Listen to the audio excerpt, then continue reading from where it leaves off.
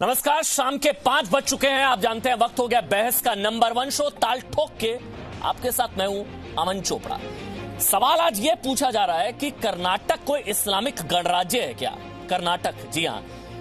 ताल ठोक के शुरू करें। आपको एक वीडियो दिखाता हूं, आंखें खोल देने वाला वीडियो है। किस तरह से मजहबी दुकानदारी चलाने की कोशिश कर्नाटक के दावणगेरे का ये वीडियो है। ये देखिए, कर्नाटक के दावणगेरे का वीडियो। हुआ ये कि हिंदू दुकान से कुछ मुस्लिम महिलाएं शॉपिंग कर रही थी। ये देखिए, आप समझिए इस वीडियो को आसानी से। हिंदू दुकान से कुछ मुस्लिम महिलाएं शॉपिंग कर रही थी। अब ये बताया जा रहा है कि मालिक जो है इस दुकान का वो हिंदू है। तो ये बुर्का नशी महिलाएं, अंदर आप देखें, अब कुछ महिलाएं हैं बुर्का नशी, वो ईद की शॉपिंग खरीदी थी। हाथ में केसरिया रंग का ये बैग है। अब ये कुछ कट्टर मुसलमान जो गुंडे हैं उनको रास नहीं आए। देखिए, उस मुस्लिम महिलाओं को घेर लिया गया। अब आप देखेंगे वहां पर क्या हुआ। उस मुस्लिम महिला को घेर लिया गया, वहां पर कुछ कट्टरपंथी गुंडे इकट्ठे हो गए, बहस हुई, गाली गलौज हुई और हाथ से वो बैग छीन लिया गया। और उसके बाद ये देखिए, आप देखेंगे, आप ये बैग की शॉपिंग का सारा सामान निकाला गया, ये फेंका, क्योंकि एक केसरिया रंग का था बैग, क्योंकि भगवा कलर का ये बैग था, भगवा रंग था, तो भगवे से तो दिक्कत है। ये देखिए आप, और उस भगवे रंग के पॉलिथीन को उठाकर फेंक दिया गया। महिलाओं से गाली गलौज हुई। यह भी कहा गया कि ईद में मुसलमान सिर्फ मुसलमान दुकानों से शॉपिंग करे, हिंदू दुकान से क्यों शॉपिंग कर रही हैं आप लोग?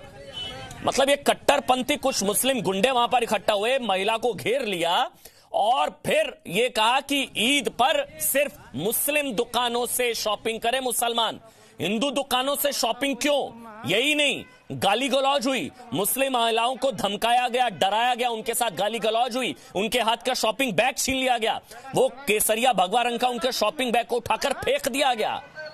अब देखिए, दो तस्वीरें देखिए। अब आप हिपोक्रेसी समझेंगे, डबल स्टैंडर्ड किसे कहते हैं अब आप समझेंगे। आपको याद है महाराष्ट्र में मुस्लिम डिलीवरी बॉय से डिलीवरी नहीं लेने पर गिरफ्तारी हो गई थी। तब बहुत शोर मचाया गया था कि मुस्लिम डिलीवरी बॉय से डिलीवरी नहीं ली थी तो फिर गिरफ्तारी हो गई थी। यहां सिर्फ मुस्लिम दुकानों से खरीदारी की आजादी है क्या? सिर्फ महाराष्ट्र नहीं, आपको कुछ और तस्वीरें दिखाते हैं। जमशेदपुर याद करिए, चेन्नई याद करिए। चेन्नई में नो मुस्लिम स्टाफ लिखा था, याद है ना आपको, हिंदू स्टाफ। ये देखिए, जमशेदपुर में क्या हुआ था, हिंदू फल की दुकान थी, यहां भी केस हो गया। ये जमशेदपुर में और इसके अलावा चेन्नई में क्या हुआ था, जैन बेकरी ओनर, उसको गिरफ्तार कर लिया गया था क्योंकि उसने लिखा था नो मुस्लिम स्टाफ। हिंदू शेफ रखने पर गिरफ्तारी हो जाती है, लेकिन यहां सिर्फ मुस्लिम दुकान से ये देखिए, यहां पर जैन बेकरी ओनर की गिरफ्तारी हो गई थी क्योंकि यहां पर लिखा गया था मुस्लिम स्टाफ। मतलब हम लोग ये सवाल पूछ रहे हैं कि ये इतना जहर, इतनी कट्टरता आती कहां से है? रमजान में दुकानों में भी हिंदू मुसलमान, मतलब ईद में हिंदू दुकान से खरीदारी मना है क्या? यही हम लोग सवाल पूछ रहे हैं। मेरे साथ आपको बता दें, शहनवाज हुसैन बीजेपी के राष्ट्रीय प्रवक्ता हैं, वो इस वक्त जुड़ चुके हैं। वसीम रिजवी हैं, विनोद बंसल, तनवीर अहमद जेडीएस के प्रवक्ता हैं, जीनत शौकत अली मेरे साथ हैं, विमेन एक्टिविस्ट हैं, वो मेरे साथ हैं, और मौलाना नदीमुद्दीन भी मेरे साथ जुड़ेंगे। मैं शहनवाज भाई आपके पास आऊं, मुझे लगता है जीनत शौकत अली से मुझे डिबेट शुरू करनी चाहिए। जीनत शौकत अली, ये ट्रिपल तलाक खत्म हो गया, लेकिन ट्रिपल तलाक वाली जो सोच है ना, महिलाओं को पैर की जूती समझने वाली इन कट्टरपंथी मौलानाओं के जो दिमाग में है, वो सोच अभी खत्म नहीं हुई है। ये बताएंगे कहां से खरीदनी है, कहां से खरीदारी करनी है। बदतमीजी, गुंडागर्दी, गाली गलौज मुस्लिम महिलाओं के साथ, ये बिल्कुल गलत बात है। जी, ये बिल्कुल गलत बात। हेलो जी, बोलिए बोलिए। ये जो सवाल आपने किया है, ये बिल्कुल नाजायज है कि आप कहीं से भी, इंडिया है, यहाँ हर किस्म के, हर मजहब के लोग रहते हैं और किसकी दुकान पे लिखा नहीं है ये हिंदू है या मुसलमान है, और ये बिल्कुल गलत बात है। जैसे कि आपने पहले भी बताया कि जब मुसलमानों के खिलाफ डिलीवरी नहीं ली गई तो उनको गिरफ्तारी पर ले गया, यानी कि वो गलत था, तो ये भी गलत है। और मुस्लिम महिला को आपका क्या हक होता है उनको उनके साथ ये जबान तराशी करना, उनको गाली गलौज करना, उनके साथ बुरा सलूक करना, उनको धक्का मारना, इसकी अच्छी बात है? ये इस्लाम सिखाया नहीं है आपको प्लीज आपको बिहेव करना चाहिए। ये बड़ा सख्त जमाना चला है हमारा कोरोना वायरस का, और ये जमाने में आपको एक एग्जाम्पल बन के चलना चाहिए। मुस्लिम बॉयज, मुस्लिम आदमी लोग और मुस्लिम लेडीज को, दोनों को एक एग्जाम्पल बन के चलना चाहिए, न कि ये सामने खड़े होके इस किस्म का तमाशा बजाई करना चाहिए। और ये आपकी मेंटालिटी जो है ये आपको बदलनी है कि आप किसी को भी धक्का मार सकते हो। ये इंडिया है, यहाँ लॉ ऑफ टॉर्च है। आपको पता है कि आप किसी को भी धक्का मारो तो वो आपको पुलिस स्टेशन लेके जा सकते हैं। किसी के साथ भी ज्यादती करो, किसी के साथ भी जबान तराशी करो तो वो आपको पुलिस स्टेशन ले जा सकते हैं। तो ये मेहरबानी करके आप समझिए कि जो आप जीनत जी सोच क्या है इसके पीछे, मुझे बताइए सोच क्या है जीनत जी इसके पीछे? ये सोच क्या है इसके पीछे? जो कट्टरपंथी ये लोग गुंडे हैं, जो कट्टरपंथी गुंडे मुस्लिम बहन को धमका रहे हैं, उनके साथ गाली गलौज कर रहे हैं, उनके हाथ से शॉपिंग बैग छीन लिया, बदतमीजी कर रहे हैं और कह रहे हैं कि ईद में हिंदू दुकान से कोई मुस्लिम खरीदारी नहीं करेगा। इसके पीछे की सोच क्या है मुझे ये बताइए। कर्नाटक कोई इस्लामिक गणराज्य थोड़ी ना है, ये शरिया थोड़ी ना है वहां पर। जीनत शौकत अली, हेलो, ये जो है ये जो हिंदू और ये मुस्लिम है, ये बात बिल्कुल बंद करना चाहिए। हिंदू के पास से आप खरीदो, वो भी इंडियन है और आप भी इंडियन हो। आप किसी की दुकान से जहां आपको चीज पसंद आए, आपको कोई कपड़ा पसंद आए, आपको कोई मिठाई पसंद आए, आपको कोई खाना पसंद आए, आप किसी की भी दुकान से खरीद सकते हो। ये क्या, ये हिंदू और ये मुस्लिम जो है, इट्स टाइम कि हम लोग ये बात छोड़ दें और हमारे जो लड़के हैं और इस किस्म का जो बिहेव करते हैं उनके साथ ये बिल्कुल गलत चीज है और ये नहीं होना चाहिए। आप मुस्लिम महिला को डिक्टेट नहीं कर सकते हो कि आप कहाँ से खरीदें। जहां से उनका मन चाहेंगे वो वहां से खरीदेंगे। और ये जो आप प्रेसिडेंट सेट कर रहे हो, ये एक एग्जाम्पल जो आप बता रहे हो बहुत गलत है। किसको धक्का मारना, किसके साथ ज्यादती से पेश आना और आगे सब, अगर आप मेरे को तो क्या दिक्कत, शहनवाज हुसैन सबसे बड़ी चीज क्या है जो वीडियो चल रहा है आप देख रहे हैं, भगवे रंग का लिफाफे को उठाया गया, उसको बाहर बताया जा रहा है कि वहां सड़क पर फेंक दिया गया। ये भगवे से कब तक बचेंगे? सूर्य की रोशनी जब सुबह सूर्योदय होता है तो भगवा होता है, ये भगवे से कब तक बचेंगे? जब ये इस पर आपने पहले भी डिबेट की थी कि कुछ लोग इस बात को लेकर पूरे दुनिया में प्रोपेगेंडा कर रहे थे भारत के खिलाफ, कह रहे थे कि भारत में ऐसे सब्जी वालों से सब्जी नहीं खरीदी जा रही। लेकिन जो लोग इस तरह की हरकत कर रहे हैं वो मुल्क के दुश्मन हैं और वो मुसलमानों के भी दुश्मन हैं। अगर इस तरह की हरकत से, इस तरह के एक्शन से बहुत गलत रिएक्शन आता है समाज में, हम इस सब के खिलाफ हैं। देश के प्रधानमंत्री नरेंद्र मोदी जी ने कहा कि कोविड-19 को लेकर कोई समाज में भेदभाव नहीं होना चाहिए। अब कुछ लोग हैं जानबूझकर वो ये चाहते हैं कि इस मुल्क में एक ऐसा माहौल बना दें, तो ऐसे माहौल बनाने के खिलाफ सख्त कार्रवाई होनी चाहिए। और जिसने ये हरकत की है उसको, पूरे मुल्क के खिलाफ ये काम किया, उसको एनएसए में गिरफ्तार करना चाहिए और जरूर कर्नाटक की सरकार उस पर एक्शन लेगी। मैं मानता हूं कि समाज में इसका कोई स्थान नहीं है और खासकर जो माइनॉरिटी कम्युनिटी है उसको तो हिंदुस्तान के संविधान ने बराबर का अधिकार दिया है। हमारे नेता नरेंद्र मोदी जी ने कहा सबका साथ, सबका विकास, सबका विश्वास, ये देश सबका है। और अगर इस तरह की जहनियत के लोग, जो समाज में गलत जहनियत के लोग हैं, जो समाज का बंटवारा चाहते हैं, जो इस तरह के बंटवारे वाले लोग हैं, उनके खिलाफ कार्रवाई करनी चाहिए। और इस तरह भगवा से इससे होता ही है कि ये, इससे होता ही है नफरत बढ़ती है शहनवाज भाई, दिलों में नफरत बढ़ती है। अब बोलना नहीं चाहिए। कल को अगर हिंदू की खरीदेगा दुकान, हिंदू की दुकान से खरीदे, मुसलमान की दुकान से खरीदेगा तो नुकसान किसका है? कहीं के नहीं रहेंगे ना। फिर ये गलत मैसेज जाता है। अगर कल को हिंदू कह दे सिर्फ हिंदू की दुकान से खरीदूंगा तो ये सारे सड़क पर आ जाएंगे। फिर ये चीज कहनी नहीं चाहिए, लेकिन ये मैसेज गलत जाता है। फिर ये खुद अपनी ही दुश्मनी पे खुद सेल्फ गोल कर रहे हैं, खुदकशी पे आमादा है। ये जो सोच है ना, ये खुद को खत्म करने की सोच है। समाज में दिक्कत ये है कि आजकल एक परंपरा चली है, एक मुसलमानों की पार्टी बन गई, एक उसकी पार्टी बन गई। हम लोग भारतीय जनता पार्टी में काम करेंगे तो कहेंगे अरे आप बीजेपी में काम कर रहे हैं। यानी वो इस तरह से बात करते हैं जैसे एक पार्टी मुसलमानों की हो गई, एक दुकान मुसलमानों की हो गई। कई लोगों की सोच भी और पार्टी भी सियासी दुकान की तरह चल रही है। हम लोग सर्वधर्म संभाव में यकीन करने वाले लोग हैं। हम ये मानते हैं कि ये देश तभी बड़ा बनेगा जब सब लोग इकट्ठे होकर रहेंगे। लेकिन ऐसे लोग, सर, फिर कुछ लोग पता तो हथियार मेरे जहन में क्या आता है शहनवाज भाई, कार्रवाई कर रहे हैं। शहनवाज भाई ये कहने में इतना अच्छा लगता है, वो इस तरह की हरकत कर रहे हैं। शहनवाज भाई ये कहने में बहुत अच्छा लगता है। शहनवाज भाई मैं भी चाहता हूँ गंगा जमुनी तहजीब, सांप्रदायिक सौहार्द, गंगा जमुनी तहजीब सब मिलकर रहेंगे। अब ये मिलकर रहना है, गंगा जमुनी तहजीब की जिम्मेदारी सिर्फ एक धर्म की थोड़ी ना है। अब दूसरे धर्म से लोग अगर इस तरह से कहेंगे कि हम उस हिंदू दुकान से खरीदारी नहीं करेंगे, ये गंगा जमुनी तहजीब की जिम्मेदारी सिर्फ एक धर्म की थोड़ी ना है, मिलकर ही होगा ना हाथ बढ़ाने की। लेकिन मुझे एक बात बताइए तनवीर अहमद, आप कर्नाटक से, ये जहां का ये मामला है दावणगेरे, मतलब मैं तो कुछ और सवाल आपसे पूछूं। हम लोगों को तो यही सिखाया गया भाई, मजहब नहीं सिखाता आपस में बैर रखना, हिंदी है हम वतन है हिंदुस्ता हमारा। ये वाला मजहब क्या बैर रखना सिखाता है क्या, कि रमजान में हिंदू दुकान से शॉपिंग नहीं? अमन जी, न तेरा खुदा कोई और है न मेरा खुदा कोई और है। ये जो रास्ते हैं जुदा जुदा, ये मामला कोई और है। इसके 3 पहलू हैं।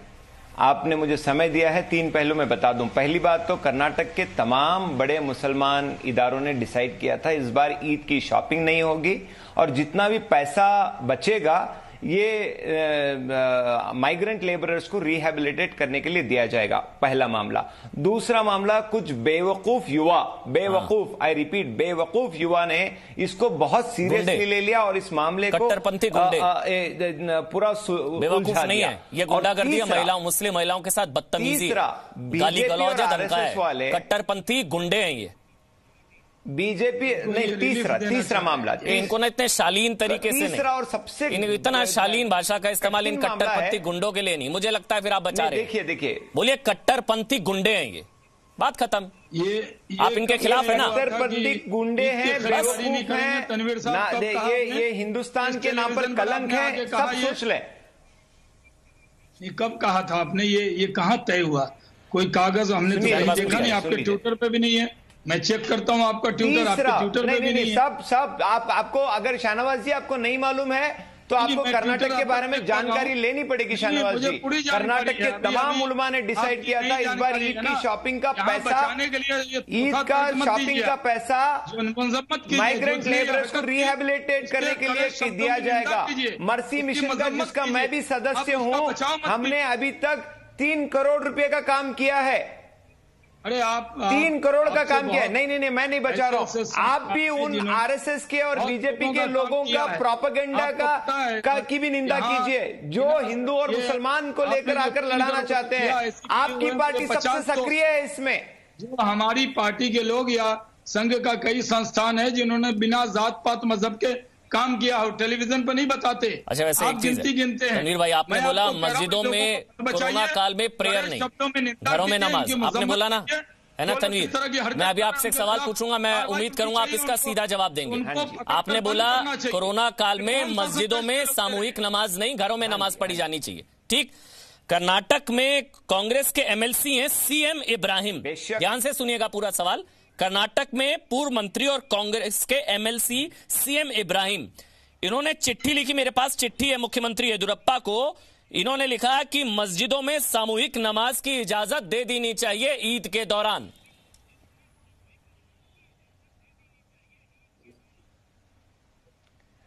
जिसकी निंदा मैंने, मेरी पार्टी ने और तमाम दानिश्वर मुसलमानों ने की। बोला कि जो सीएम इब्राहिम साहब चाहते हैं इसको किसी भी रूप में इसको अप्रूव ना किया जाए। हमने निंदा की। सीएम इब्राहिम साहब हो, वो कोई भी हो, कोई भी साहब हो, अगर गलत बोले तो कभी आपने मांग नहीं की। अब कांग्रेस के एमएलसी कर्नाटक के, अभी मैंने 1 सेकंड में पोल खोल कम्युनल एजेंडा बना रही है। 1 सेकंड में पोल खोल दावणगेरे का इंसिडेंट है, ये इतना बड़ा इंसिडेंट नहीं है। 1 सेकंड में मैंने पोल खोल दी। सीएम इब्राहिम कर्नाटक एमएलसी चिट्ठी लिखी, कह रहे हैं कि मस्जिदों में नमाज पढ़ने दी जाए। लिखी है चिट्ठी, आप ये चिट्ठी क्यों लिखी, आप बताइए। लिखने की वजह क्या है ये बताइए ना। आप तो ऐसे बता रहे हैं जैसे सब कुछ आप जानते हैं और वो जो लिखा उसके खिलाफ बोलना चाहिए। जब कह दिया पूरे दुनिया में नमाज नहीं हो रही तो ऐसा कंफ्यूजन क्यों पैदा करना है? ये लॉकडाउन जो है ये सबके लिए है ना, इसमें हिंदू मंदिर भी बंद है, मस्जिद भी बंद है। साहब से कीजिएगा, मैं अपनी पार्टी से और अपने उलमा की तरफ से कहना चाहता हूं, हम तमाम उलमा ने, यहाँ के कर्नाटक के उलमा ने कहा कि सीएम इब्राहिम साहब की चिट्ठी का कोई हिंदू दुकान से खरीदारी कर सकते हैं ना मुस्लिम भाई, घरों में ही होगी।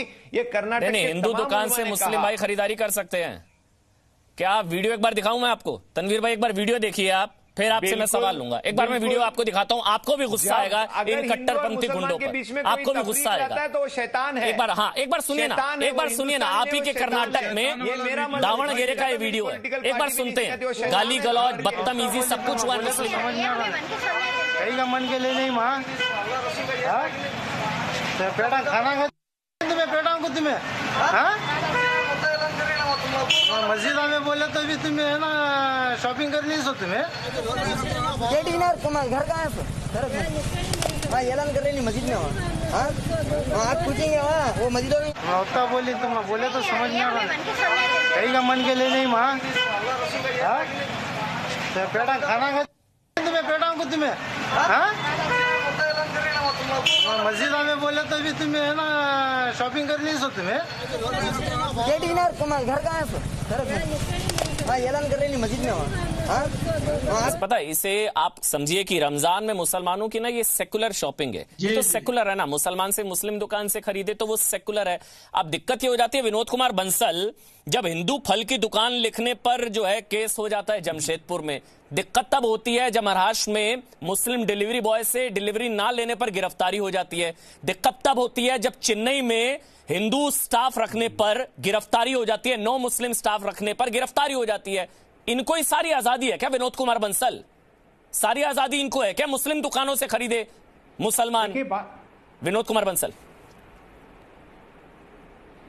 अमन जी यही तो बात है, ये प्रचार कर रहे हैं इस्लामोफोबिया का, ये प्रचार कर रहे हैं सेकुलरिज्म का, और ये प्रचार कर रहे हैं कि देश के अंदर तो मुसलमान जाने ये जाने किस तरह का हो गया ये। आप मुझे बताइए आखिरकार ये जो महाराष्ट्र के अंदर अभी एक नेता ने एक कोविड-19 के पेशेंट का जनाजा निकाला, 125 लोग थे उसमें।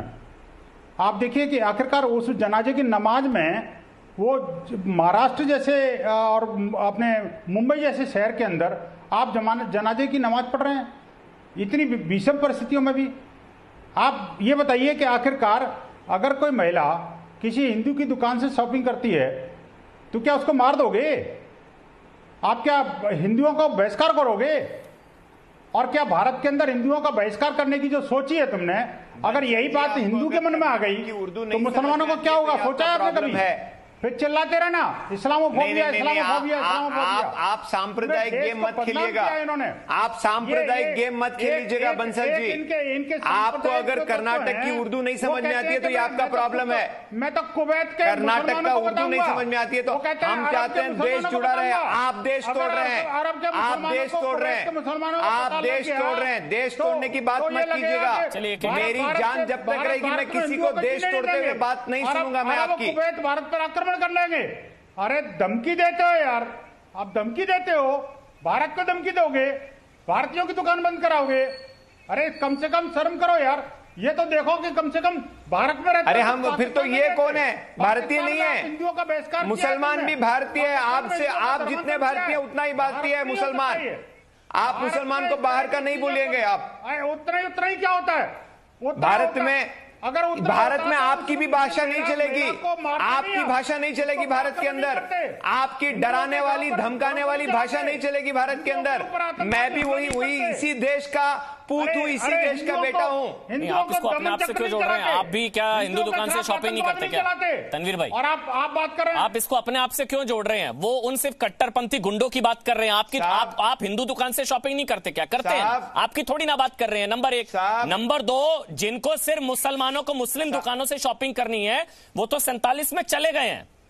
जो आप रुके हैं ये सेकुलर डेमोक्रेटिक इंडिया है। जिनको सिर्फ मुसलमान दुकानें चाहिए ना, अपना इलाका मिनी पाकिस्तान, मुस्लिम इलाका मुस्लिम मोहल्ला, यही तो होता है। धीरे धीरे डेमोग्राफी बदली जाएगी, अपनी जनसंख्या बढ़ाई जाएगी, फिर पलायन शुरू होता है कैराना जैसा, फिर वहां से हिंदू दुकानों का उनको प्रताड़ित करके उनका पलायन शुरू हो जाता है। ये तो एक तरीका होता है ना तनवीर अहमद। फिर थप्पा लगा दिया जाता है मुस्लिम इलाका है, यही कैराना में हुआ, यहीं से पलायन शुरू होता है। तनवीर उसके बाद शहनवाज हुसैन करते हैं। अमन जी, पहली बात, कोई अगर हिंदू और मुसलमान के बीच में तफरीक ला रहा है वो शैतान है, वो हिंदुस्तानी नहीं हो सकता, वो इंसान नहीं हो सकता, वो मुसलमान नहीं हो सकता। पहली बात डिफरेंस, तफरीक का मतलब। और दूसरी बात, इसको राजनीति का जो मुद्दा बना रहे हैं ना, वो सबसे कमजोर लोग हैं, क्योंकि डेवलपमेंट की राजनीति में वो हार गए, माइग्रेंट लेबरर्स का प्रॉब्लम सॉल्व करने में वो हार गए, वो कोरोना से फाइट करने में हार गए, सब कुछ हार जाने के बाद बीजेपी और उनके जो छोटे मोटे प्यादे हैं उनको यही अब राजनीति करनी है, धर्म के ऊपर राजनीति कीजिएगा। मुसलमानों को ही संक्रमित उन्होंने किया है, तो आखिरकार उनकी जिम्मेदारी किसकी है भाई, बताओ ना। जो मुसलमानों को ही संक्रमित कर रहे हैं और उसके साथ आपकी भाषा से मुझे इतना जहर दिख रहा है, आपकी भाषा से, आपके विचार से मुझे जहर के अलावा कुछ नहीं दिख रहा है मेरे भाई। बंसल जी, वसुदैव कुटुंबकम सर्वे जनो सुखिनो भवतु, वसुदैव कुटुंबकम सर्वे जनो सुखिनो भवतु का देश है मेरा देश कबीर का देश है, गुरु नानक का देश है, विवेकानंद का देश है। मेरा देश गोलवलकर और सावरकर का देश नहीं है, मेरा देश प्रेम का, त्याग का, बलिदान का, अनुराग का, प्रेम का देश है। अनुराग का, प्रेम का देश है मेरा देश। आपकी विचारधारा का देश नहीं है मेरा। उस महिला को आपको मारना नहीं पड़ता, उस महिला को आप मारते नहीं, और हिंदू की दुकान से खरीदारी करने में आप कोई अंकुश नहीं लगाते।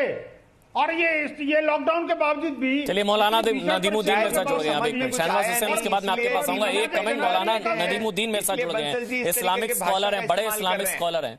मौलाना नदीमुद्दीन जी, मतलब ये इतनी कट्टरता, इतना जहर लाते कहां से हैं ये कट्टरपंथी गुंडे, कट्टरपंथी मुस्लिम गुंडे जो नजर आ रहे हैं वीडियो में, इतनी कट्टरता, इतनी जहर लाते कहां से हैं? कल को हिंदुओं ने ऐसा फैसला कर लिया, सड़क पर आ जाएंगे फिर। देखिए, कट्टरपंथा दोनों तरफ है। डी अरविंदर भी बाईकाट की मुहिम चलाई, भाजपा के एमएलए ने भी बाईकाट की मुहिम चलाई कि मुसलमानों से सब्जियां मत लो, मुसलमानों से सामान मत लो। तो ये तो आपके लिए अच्छा, आप लोग तो चाहते ही है ना अलगाव, अलग अलग मोहल्ला, अलग इलाका, अलग पहचान, तो आप लोग तो चाहते हैं मेरे ख्याल से, ये तो आपके लिए तो अच्छा है। नहीं, मुसलमान कभी नहीं चाहता। ये तो क्या है, ये कर्नाटक में वो कह रहे हैं हिंदू दुकान से मत खरीदिए, नहीं चाहते होते तो कर्नाटक में आपके कट्टरपंथी गुंडे ये क्यों कह रहे हैं कि ईद में मुसलमान मुस्लिम दुकान से खरीदेगा, हिंदू दुकान से नहीं खरीदेगा। दिवाली में ऐसा हो जाता कि हिंदू को कहा जाता कि सिर्फ हिंदू दुकान से खरीदिए, आप लोग आसमान सर पर उठा लेते, आप लोग बवाल मचा देते आप लोग। अब गुस्सा नहीं आ रहा आप लोगों को? महाराष्ट्र में गुस्सा आया जब मुस्लिम डिलीवरी बॉय से डिलीवरी लेने से मना कर दिया, चेन्नई में गुस्सा आया जब 9 मुस्लिम स्टाफ पर गिरफ्तारी हो गई, जमशेदपुर में गुस्सा आया जब हिंदू फल की दुकान पर गिरफ्तारी हो गई। अब गुस्सा आ रहा है इन कट्टरपंथी गुंडों पर। बोलिए गलत किया इन कट्टरपंथी गुंडों ने, बोलिए नदीमुद्दीन।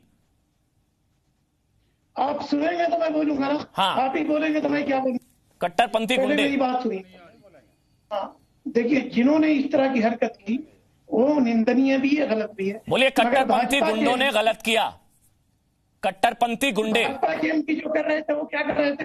भाजपा के एमएलए अलगाववाद की बात कर रहे थे, तो वो देशभक्ति की बात कर रहे थे। तो आप ही का चरित्र है ना, चाहे मुसलमान करे। बोलिए कट्टरपंथी गुंडे, गलती है ये कट्टरपंथी गुंडे जो आपकी मुस्लिम, आप तो क्या नहीं मानते होंगे, मतलब मुस्लिम बहनों के साथ अत्याचार कर रहे हैं, उन पर बदतमीजी गाली गलौज कर रहे हैं, ये मजहब सिखाता है क्या?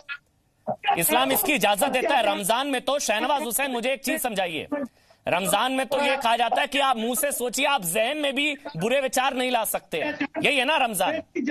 और ये लोग गाली गलौज कर रहे हैं मुस्लिम महिलाओं के साथ, ये बताएंगे इस्लाम क्या है शहनवाज हुसैन? ये देखिए, कुछ लोगों की जहनियत ऐसी है, जब इस मुल्क का बंटवारा हुआ था तो जो लोग इस बंटवारे को मानते थे वो चले गए, जो मजहब के नाम पे बंटवारे को कबूल किया। जो हिंदुस्तान में रह गए, हिंदुस्तान के हिंदू भाइयों ने उन्हें अपना माना और कभी भी हिंदू मुस्लिम ऐसा भेद नहीं रहा। लेकिन इस दिनों में कुछ लोग हैं जो हिंदुस्तान को बदनाम कर रहे हैं, पूरे दुनिया में ये संदेश दे रहे हैं कि यहाँ इस्लामोफोबिया है। 1-2 घटना हुई होगी, लेकिन जिस तरह की घटना अभी दिख रही है इसकी किंतु परंतु नहीं लगाना चाहिए, इधर उधर की बात नहीं करनी चाहिए, साफ इसकी मजम्मत करनी चाहिए। जिस तरह की बात तनवीर अहमद कह रहे हैं वो अभी भी इधर उधर की बात कर रहे हैं, वसुदैव कुटुंबकम बोल रहे हैं, लेकिन उन गुंडों की मजम्मत नहीं कर रहे जो इस तरह की हरकत कर रहे हैं। जो मुस्लिम बहनें हैं उनके हाथ से वो थैला छीन रहे हैं क्योंकि वो केसरिया रंग का है, सब गुंडों की मजम्मत करते हैं, बात चाहे वो अनुराग ठाकुर हो, चाहे वो अनुराग ठाकुर हो या आपकी कोई पार्टी का हो, हमारी पार्टी का हो, बीजेपी का हो, सारे लोगों की हम मजम्मत करते हैं। आप इन कट्टरपंथी गुंडों की तुलना अनुराग ठाकुर से कर रहे हैं, आपको पक्का पता है क्या बोल रहे हैं? आप इन कट्टरपंथी गुंडों की तुलना अनुराग ठाकुर से कर रहे हैं, आपको पता है ना आप क्या कह रहे हैं? वक्ता हो तो बात है, आप कह दें जो लोग इस जहनियत को मदद कर रहे हैं, गोली मारो, जो लोग इसको डिफेंड कर रहे हैं, बोलने वाले कौन है? खिलाफ दुश्मनी कर रहे हैं। ये उन्होंने बोला था या सामने से आवाज आई थी? इस मुल्क में आज भी भारत में जितना मुसलमान सुरक्षित है पूरे दुनिया में मिसाल नहीं है। और उसको हिंदुस्तान में जितना हिंदू और मुसलमान मिलकर रहते हैं, दुनिया में इसकी कोई मिसाल नहीं है। पूरे दुनिया के अंदर ये मिसाल है कि मेजॉरिटी और माइनॉरिटी कम्युनिटी किस तरह मिलकर उधर की ना बात कर, ये बता के काफिला लुटा क्यों है? ऐसे लोगों के खिलाफ की फिक्र नहीं, रहबरी का सवाल है। लोग इस चीज पर डिफेंड करें, उनके खिलाफ भी कार्रवाई करनी चाहिए। जीनत शौकत अली, उसके बाद उससे पहले तनवीर, एक बार तनवीर आप रिएक्शन दे दीजिए जो शाहनवाज ने कहा है। तनवीर, उसके बाद जीनत शौकत अली। रहबरी का सवाल है शाहनवाज भाई, शेरो शायरी छोड़िए ना, ये गुंडों को लेकर बोलिए ना, ये जो कट्टरपंथी गुंडे हैं। मैं आपसे क्या सवाल पूछूंगा, मेरे को 10 इंसिडेंट याद दिला देंगे। आप मेरी रहबरी पर मत जाइए। दावणगेरे के जो लड़के इस तरीके का काम किए हैं, मैं खुद एसपी से बात करूंगा, डीसी से बात करूंगा और चाहूंगा कि ये लोग अरेस्ट हो। हम तो मिशन पर हैं इस देश में। आप मैं एसपी से खुद बात करूंगा, इस देश में मैं एसपी से बात करूंगा, डीसी से बात करूंगा, डीएम से बात करूंगा। मैं चाहूंगा कि ये लड़के अरेस्ट हो, मैं चाहूंगा कि ये लड़के अरेस्ट हो और सही सबक मिले इन लड़कों को और इन जैसे लड़कों को। कोई मुसलमान इनके फेवर में नहीं है, कोई पॉलिटिकल पार्टी इनके फेवर में नहीं है, बट इसको राजनीति मुद्दा जिस तरीके से बीजेपी बना रही है कोरोना से लोगों को दिग्भ्रमित करने के लिए, इसके बारे में भी आलोचना होनी चाहिए। कहा कि कोरोना को मजहब से नहीं जोड़ना चाहिए, कहा कि नहीं। उन्होंने कहा इसको हम 135 करोड़ हिंदुस्तानी मिलकर हराएंगे, कहा या नहीं? आप लोगों ने पूरे दुनिया में प्रचार कर दिया जैसे कोरोना को लेकर मुसलमानों पर कोई बहुत बड़ी जुल्म ज्यादती हो रही है।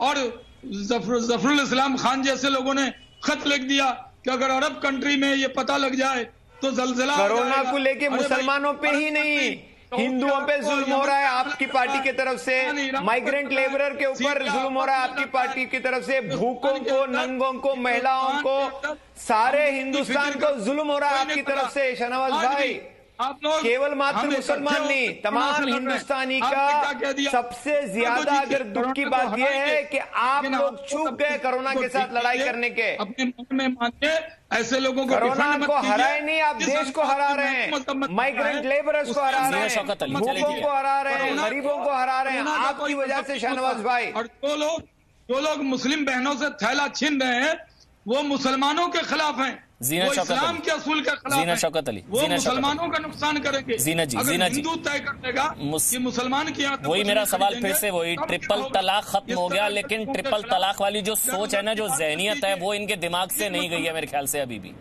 इसलिए मुस्लिम महिलाओं के साथ बदतमीजी, गाली गलौज, छीना झपटी, इसलिए सारी चीजें हो रही है ना। क्या जवाब देना चाहिए था मुस्लिम महिलाओं को? इनको मुस्लिम महिला का जवाब क्या, इन कट्टरपंथी गुंडों को क्या होना चाहिए था? उनको उगलना के सीधा तुमको जेल पहुंचाते हम। खबरदार हमसे तुम ऐसी बात करो, हमारे से ऐसा ताल्लुक रखो और हमको इस किस्म के से आप ट्रीट करो। जैसा कि ट्रिपल तलाक कोई इंसान देता है तो सीधा अभी उसके ऊपर एक लॉ लागू होती है, वैसा इस कंट्री में भी लॉ है।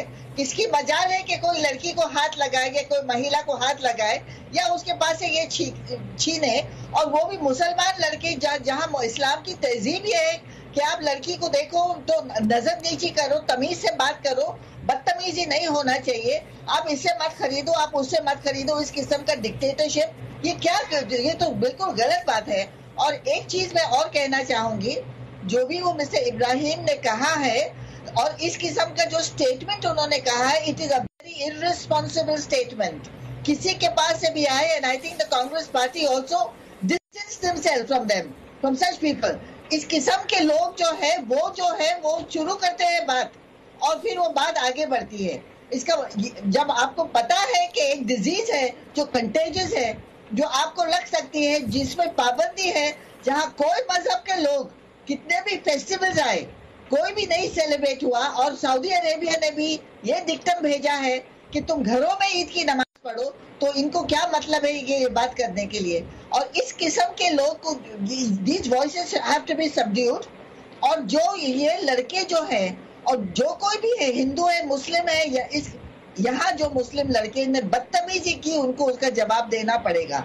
वो महिला लोग जो लड़कियां से बदतमीजी की है, they ought to be, they have to pay for that।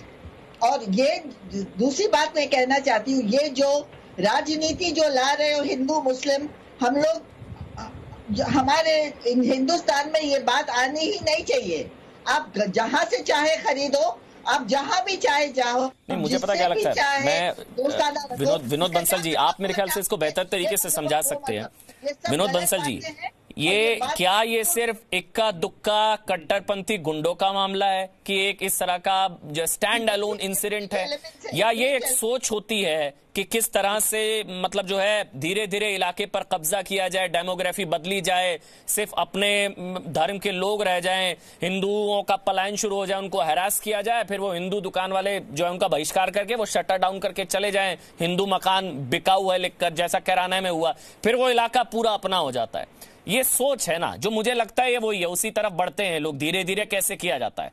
अब ये जो हिंदू दुकान है जिसकी, अब इससे कोई नहीं खरीदेगा, इसकी दुकान नहीं चलेगी, बेचारा यहां से जाएगा, फिर जिस तरह हिंदू दुकानें एक एक करके यहां से खाली होंगी, फिर ये मुस्लिम इलाका बन जाएगा, फिर धीरे धीरे फैलाव होगा, डेमोग्राफी बदली जाएगी।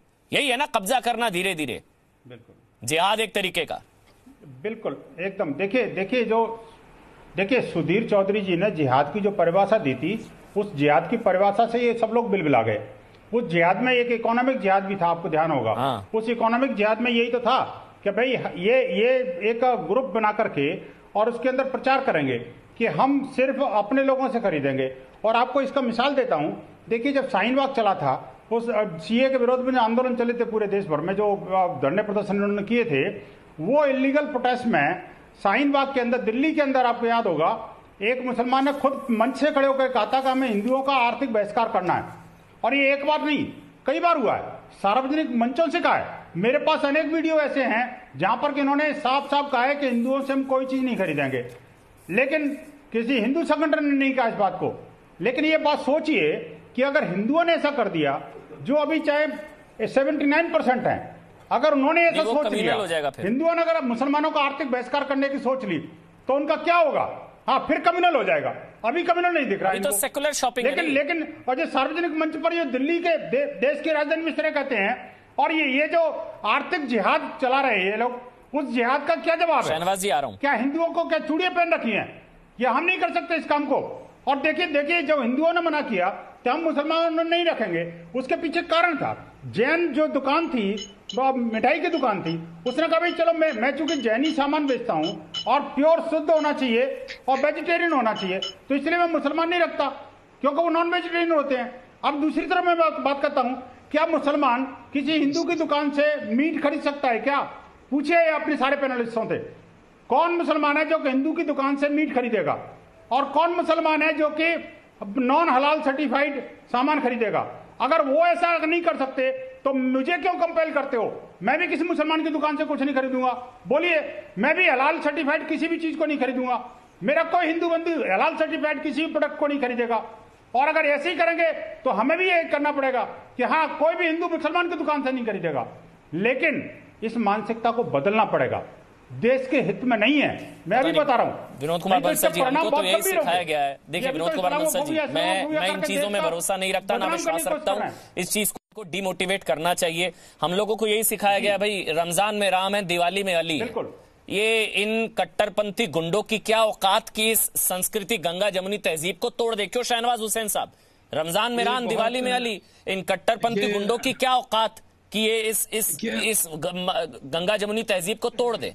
मगर फिर वही सवाल, गंगा जमुनी तहजीब को निभाने या फिर उसको लागू करने की जिम्मेदारी सिर्फ एक धर्म की नहीं है, इनको भी सोचना पड़ेगा। एकदम आपने ये सही कहा कि लोग ये मानते हैं कि जो इस तरह की हरकत हो, अगर एक दो बात हो गई, उसको लेकर पूरे दुनिया में प्रोपेगेंडा कर देंगे साहब कि बड़ा मुसलमानों से जुल्म हो रहा है। और मैं आपको बता दूं कि पूरे दुनिया में ऐसे प्रोपेगेंडा करने वाले लोग हैं और वो इस तरह का माहौल बनाने की कोशिश करते हैं। लेकिन कुछ लोग हैं जो इस मुल्क में रहकर ही मुल्क के खिलाफ साजिश करते रहते हैं। उनको ये कहना चाहिए कि आखिर इस देश में जहां मेजॉरिटी कम्युनिटी, जहां 85% आबादी हिंदू समाज की है और जैसे मिलजुल कर रहते हैं, और जितने मुस्लिम हैं, कोई भी एम्प्लॉय बनाते वक्त में ये नहीं पूछता कि आप मुस्लिम हैं या हिंदू हैं, लोग टैलेंट को देखते हैं। लेकिन अगर आप ऐसी जहनियत के लोग होंगे और उसके बाद इस तरह की हरकत करेंगे तो खुले मन से, खुले कंठ से कहना चाहिए, लेकिन कहेंगे हम इसकी निंदा करते हैं। किंतु ये किंतु परंतु नहीं चलने वाला। इस मुल्क में अभी भी लोग हैं जो, कई लोग तो बंटवारे के बाद चले गए पाकिस्तान, लेकिन कई लोगों की जहनियत अभी है कि वो अभी इस मुल्क में एक बंटवारा करके रखते हैं। मेरा मोहल्ला तेरा मोहल्ला, मेरी दुकान तेरी दुकान में, ये इस तरह की जहनियत के लोग हैं। इसलिए नरेंद्र मोदी जी कहते हैं 135 करोड़ हिंदुस्तानी को इकट्ठे होकर रहना है। और कोरोना के वक्त में भी जिस तरह से लोगों ने मजहबी नाम पर बांटने का काम किया, ये बहुत दुखद है। हम मानते हैं कि ऐसे लोगों के खिलाफ जो बड़े मुस्लिम उलमा हैं, जो उलमा हैं, मुस्लिम उलमा, जो उलमा कराम है, बड़े मौलाना है, उनका भाई क्यों नहीं आया? एक मौलाना हमारे साथ भी है। फिर तनवीर भाई मैं आपके पास आऊंगा, एक कमेंट में ले लेता हूँ। सब्जी नहीं लिया, किसी ने बदमाशी की, मेरे को एक चीज बताइए ना, मेरे जहन में बार बार वही सवाल आ रहा है, ट्विटर पर भी लोग बार बार यही पूछ रहे हैं, लगातार ट्विटर पर एक सवाल आ रहा है, मैं वो पूछ रहा हूँ। नदीमुद्दीन जी जाते हैं, ठीक सर, ये खामोश क्यों रहते? ठीक सर, नदीमुद्दीन जी यही सवाल बार बार आ रहा है कि भाई गंगा जमुनी तहजीब की जिम्मेदारी सिर्फ एक धर्म की थोड़ी ना, ताली दो हाथों से बजेगी। हमने आमतौर पर देखा, हम लोग मिलते हैं सलाम अस्सलाम वालेकुम, हम हर चीज कहते हैं, आप लोग कहते हैं राम राम, कहते हैं राम राम, आप लोग नहीं कहते। भाई हमने मंदिर में इफ्तारी भी देखी है, मंदिर में नमाज भी देखी है, मस्जिदों में हवन पूजा होता है क्या, लंगर होता है क्या, नहीं होता। एक हाथ से ताली नहीं बजेगी ना। कहिए राम राम अमन जी, जय श्री राम। देखिए अपनी बात सुनिए, जय श्री राम, राम राम, जय श्री राम, सलाम अस्सलाम वालेकुम। मैं बोलता हूं, मैं तो कम्युनल नहीं हूं। आप बोलिए जय श्री राम, दो हाथों से ताली बजाइए ना, मिलकर भी रहना है, गंगा जमुनी तहजीब भी दिखानी है। आप नहीं बोलेंगे। आप मुझसे पूछ रहे हैं तो मेरी बात सुनिए। हाँ बोलिए जय श्री राम, राम राम अमन भाई, जय श्री राम अमन भाई। देखिए सुनिए, हाँ बेंगलुरु में जय श्री राम अमन भाई, राम राम अमन भाई, अस्सलाम वालेकुम। नदीमुद्दीन जी सलाम, अस्सलाम वालेकुम, सलाम नदीमुद्दीन जी। बोलिए जय श्री राम अमन भाई, राम राम अमन भाई। ताली दो हाथों से बजती है, एक हाथ से नहीं बजती। गंगा जमुनी तहजीब लेक्चर देना बहुत आसान होता है, एक सेकंड में जबान बंद हो जाती है आप लोगों की। ये इस तरह से पोल खुलती है आप जैसे लोगों की। बोलिए जय श्री राम अमन भाई, राम राम अमन भाई। अब सिग्नल उड़ जाएगा। आ रहा हूं तनवीर भाई, मुझे पता है आप एकदम से बोल देंगे, मैं जानता हूं। आ रहा हूं तनवीर भाई, आ रहा हूं। नदीमुद्दीन जी अब सिग्नल उड़ जाएगा, एक सेकंड में बताइए। तनवीर भाई बताइए अगर मैं गलत हूं तो। एक पक्ष की जिम्मेदारी थोड़ी ना, गंगा जमुनी तहजीब, मिलकर रहना, सांप्रदायिक सौहार्द, कहने में बहुत अच्छा लगता है सर, बहुत अच्छा लगता है। अब बताइए, मंदिरों में नमाज, इफ्तारी सब कुछ होती है, मस्जिदों में हवन हुआ है कभी? किसी मस्जिद में हवन हुआ है? मुझे बताइए। कि लॉकडाउन 31 मई तक जारी रहेगा, ऐसा केंद्र सरकार का आदेश है। लेकिन इस लॉकडाउन में कई सारी ढील दी जाएंगी। पहले मैं आपको ये बता दूं कि क्या क्या अलाउ नहीं होगा दिल्ली के अंदर। मेट्रो नहीं चलेगी, सारे school, college, coaching institute, training institute सब बंद रहेंगे, सारे होटल बंद रहेंगे, सारे cinema hall, shopping mall, gymnasium, swimming pool, entertainment park, theatre, bar, auditoriums, assembly halls, ये सब बंद रहेंगे। Social, political, sports, entertainment, academic, cultural, religious या किसी भी तरह की बड़ी गैदरिंग्स ये नहीं हो पाएंगी, ये अलाउड नहीं होंगी। कोई भी धार्मिक स्थान या रिलीजियस प्लेस या प्लेसेस ऑफ वर्शिप बंद रहेंगे। कोई भी रिलीजियस गैदरिंग अलाउड नहीं होगी। बार्बर, स्पा और सैलून ये अभी फिलहाल बंद रहेंगे।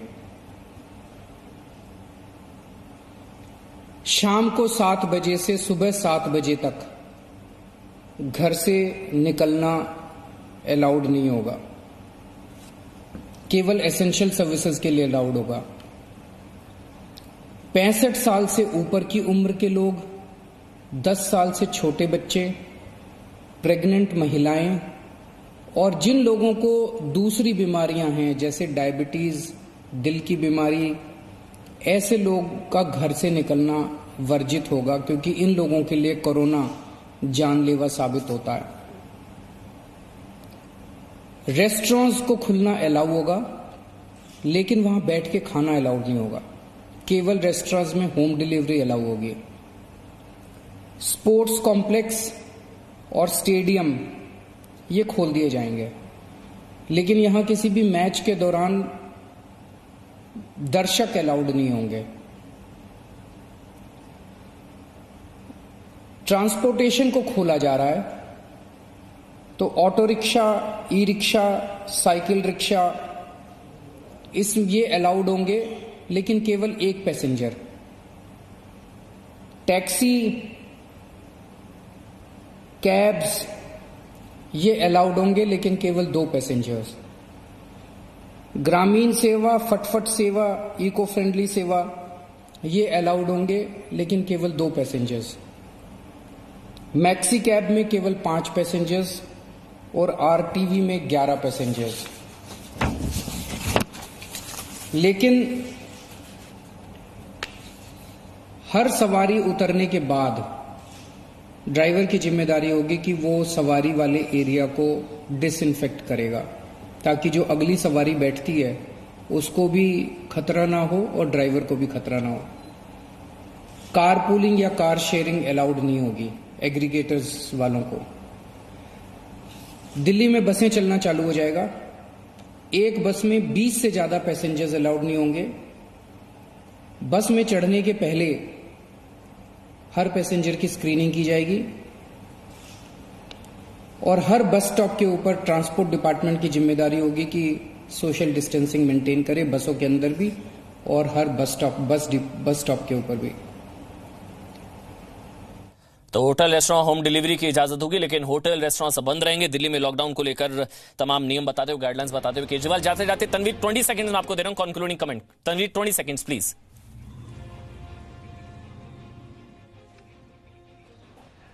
राम जी मेरे मन में हैं, और जिस मन के अंदर राम नहीं है उस मन के अंदर करुणा नहीं है, प्रेम नहीं है, त्याग नहीं है।